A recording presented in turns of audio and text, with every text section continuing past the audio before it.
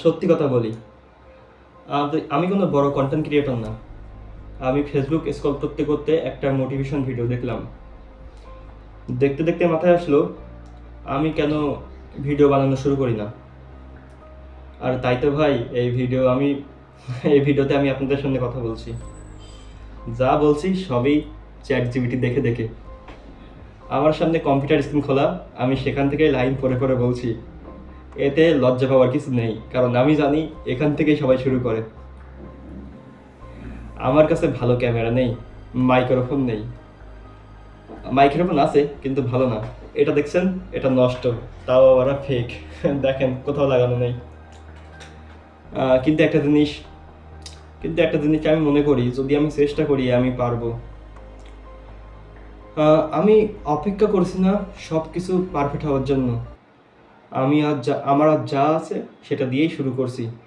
হয়তো ভিডিওটা পারফেক্ট হবে না, হয়তো কথা কাটা আসবে, হয়তো মানুষ হাসবে, কিন্তু একদিন এই ভিডিওটাই প্রমাণ করবে আমি কিন্তু সেদিন অজুহাত করিনি।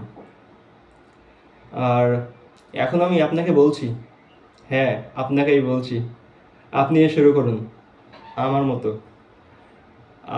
কেউ জন্মগতভাবে কন্টেন্ট ক্রিয়েটর না, কেউ জন্মগত ধনীও না।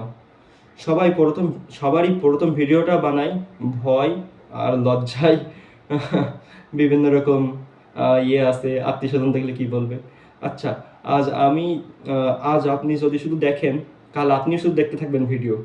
কিন্তু আজ যদি শুরু করেন, আপনিও একদিন ঘুরে দাঁড়াবেন। এই ভিডিও যদি আপনি দেখেন, এখানেই থেমে যাবেন না, আজই শুরু করুন। কারণটা সবচেয়ে বড় সাহস লাগে, আর সেই সাহসটা আসে সিদ্ধান্ত থেকেই। এই ছিল আমার শুরু, এখন আপনার পালা।